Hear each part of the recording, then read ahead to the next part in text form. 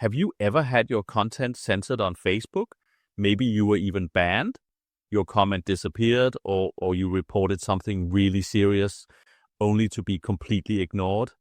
No response, no explanation, just silence. Super frustrating, right? This is one of the most common frustrations people have with Facebook. I am a former country head at Facebook, and in this video, I will try to explain why Facebook doesn't respond. And when they finally do, why the answer often doesn't make much sense.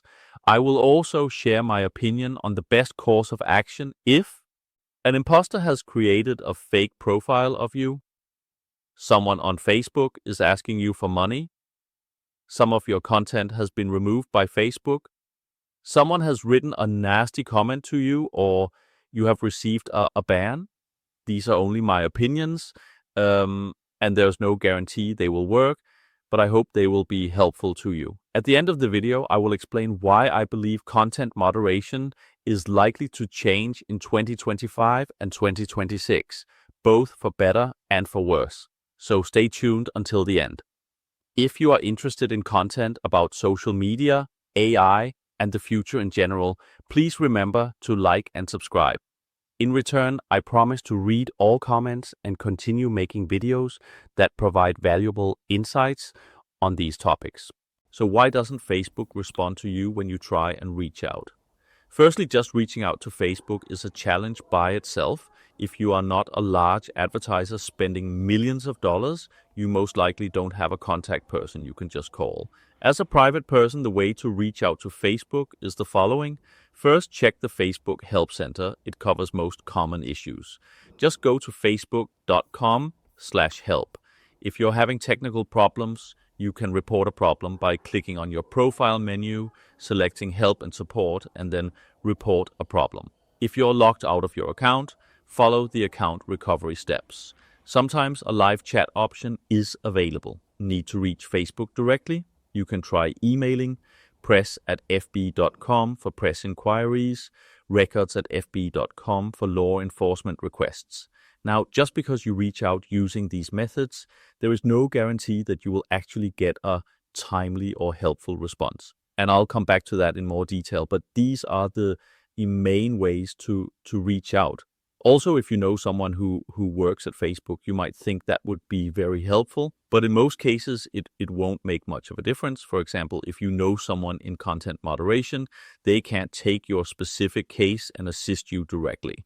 So having a contact at Facebook is not likely to solve your problem, but maybe, just maybe, they could point you in the right direction to find the correct person. And that's the only real way it could help.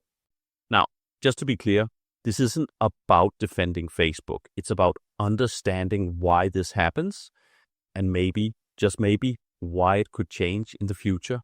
So, why does Facebook seem to ignore you? Facebook is simply too big to handle individual complaints. Think about it. Nearly 3 billion users, making it larger than any country on earth. And with that many people every single day, millions of reports flood the system.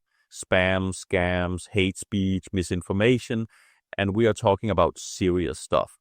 Some people may plan a terror attack, others may systematically bully an innocent kid, while romance scammers are tricking people to send many $1,000s.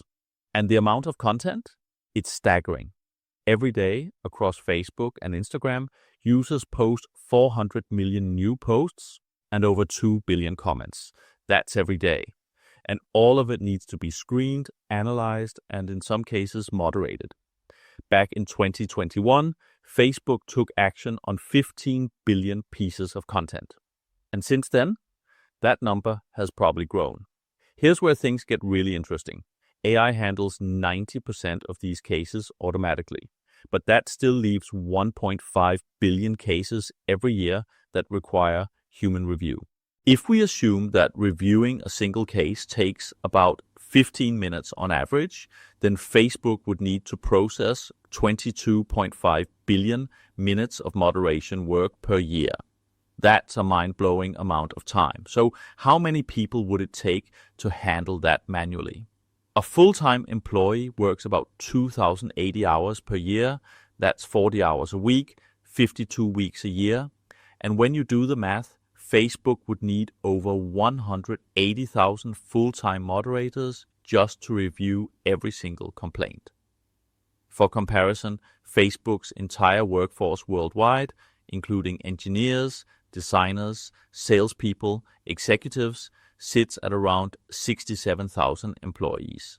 So even if every single employee at Facebook stopped what they were doing and focused only on moderation, they still wouldn't even come close to keeping up. And that's exactly why Facebook relies so heavily on AI, because there's simply no way to manually review everything. It's not about ignoring people, it's about scale.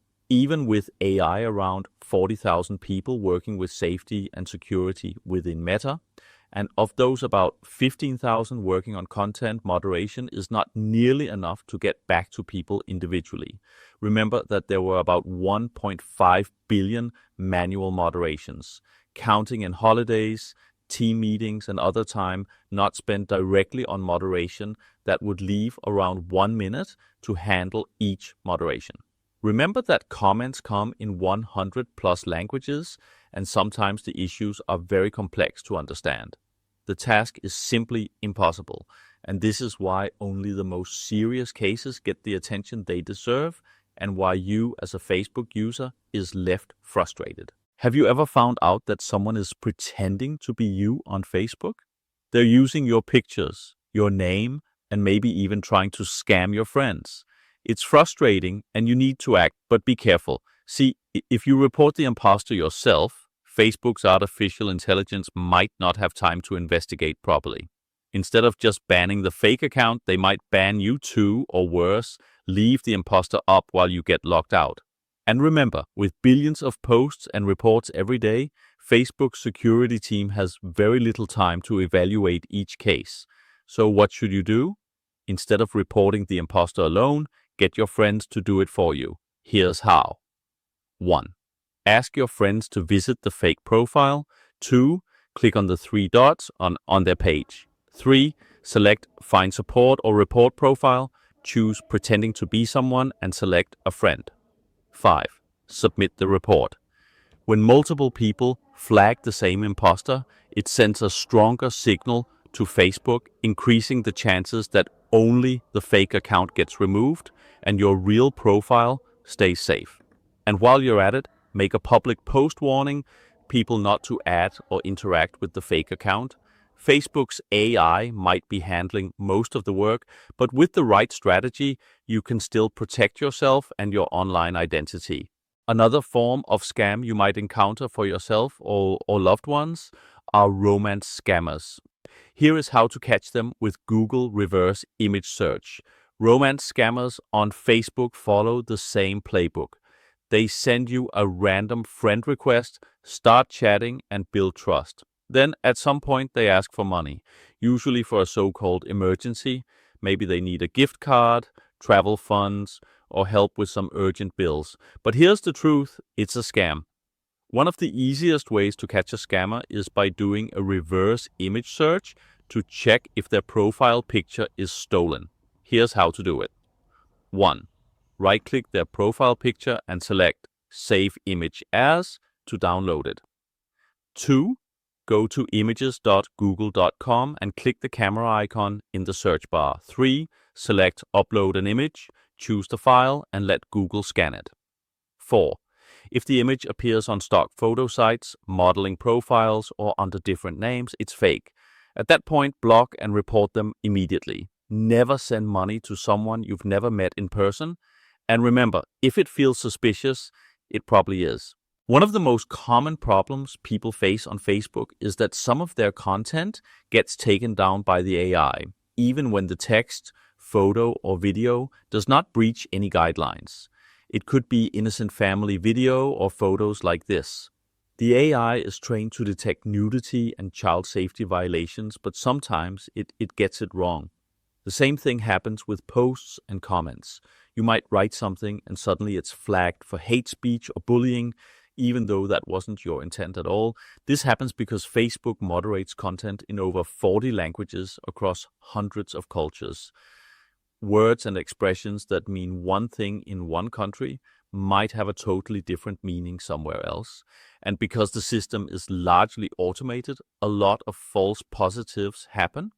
Facebook's AI doesn't fully understand nuance, and even human moderators who are spread across the world might not grasp the exact context. So what should you do when this happens? My advice, don't re-upload the content. If the AI flagged it once, there's a good chance it will flag it again, and that could lead to a ban. And while you might think about contesting it, sometimes that backfires too. In some cases, trying to appeal a takedown can actually trigger a more permanent ban, even if the original decision was an error. So the best move? Just let it go, move on, except that this specific post or photo won't be on Facebook. It's just not worth the risk of getting a more serious ban. Sometimes someone keeps commenting on your posts, saying things you don't like. Maybe it feels like hate speech or bullying, but for whatever reason, Facebook's AI doesn't take it down. So what should you do? The most effective and safest way to handle this is to block the person. Once they're blocked, they can't see your posts, can't comment, and can't interact with you at all. I would be careful to escalate the situation too much. If you start a fight in the comments, things can escalate and both of you might end up banned. If you report their comments and they report you back, there's a chance both accounts could face consequences. Now, some people consider reporting the user to Facebook or even going to the police. But here's something to keep in mind. Facebook and law enforcement deal with very serious cases of threats, harassment, and cyberbullying. So before flagging another user or involving the authorities, ask yourself, is this really a serious threat, or is this just someone being annoying? If it's not extreme, then the best strategy is often just to block the person and move on. You don't have to engage, and you don't have to waste your time on people who just want to provoke a reaction. Ignoring them is often the most powerful move. If you ever get banned on Facebook, the first thing to check is whether it's a temporary or permanent ban. If it's temporary, I'd strongly advise you to consider just waiting it out. Most temporary bans last anywhere from a few hours to 30 days, and after that, your account will be restored. Now, you can appeal the ban, but be careful. In rare cases, an appeal can actually escalate into a permanent ban. I once saw a situation where the ban was completely unjustified, but when the person appealed, their account was permanently blocked instead. When I looked into it internally, it turned out to be just a glitch, but unless you have inside contacts, there's usually nothing you can do. So again, if it's just a temporary ban, think twice before appealing. It might be safer to just wait it out. Now, if you do get a permanent ban, you can submit an appeal, but don't keep your hopes up. As we've discussed before, Facebook has very little time to review bans or consider evidence. In most cases, if the ban isn't lifted quickly, it's final. At that point, your best option might simply be to create a new account and be careful to avoid whatever triggered the ban in the first place. Of course, this strategy won't work for everyone. If you use your Facebook account for business and have a large following, getting banned can be a huge problem. In that case, my best advice is stay away from any engagement that could put your account at risk, because once Facebook bans you, there are no guarantees you'll get it back. Investing in a Meta-verified subscription can make sense for individuals with a significant following on Facebook or Instagram. While it doesn't guarantee immunity from bans, it helps if your account is mistakenly banned. Being Meta-verified offers better access to customer support. The subscription is not super cheap at $12 to $15 per platform per month, but if you have a significant following that you don't want to lose, it is worth to consider. I hope this video has been useful and helps you avoid getting banned or at least navigate a ban in a smarter way. Facebook's moderation system isn't perfect, and knowing how to handle content, removals, reports, and bans can make all the difference. Things might be about to change in a big way on Facebook. If you've listened to Mark Zuckerberg recently, he's making a major shift in content moderation, moving away from political censorship and instead focusing more on whether people are breaking the law, What does this mean? Well, it looks like Facebook will be reviewing far fewer posts and banning fewer accounts overall. I think this will have two big consequences. On the positive side, it'll be much easier to stay in the clear. Less posts and comments will be mistakenly censored, and you'll have more freedom of speech on the platform. On the downside, this could bring back a rougher tone on Facebook. People with bullying behavior or just bad manners will have more freedom to speak their mind, which could mean more negativity and hurtful comments. So overall, I think it's both good and bad. You'll have fewer bans and fewer mistakes, but also potentially more toxicity. What do you think? Will this make Facebook better or worse? Let me know in the comments. If this information has helped you, please like the video and subscribe for more insights on tech, social media, and how to stay ahead of platform rules. Thanks for watching, and I'll see you in the next one.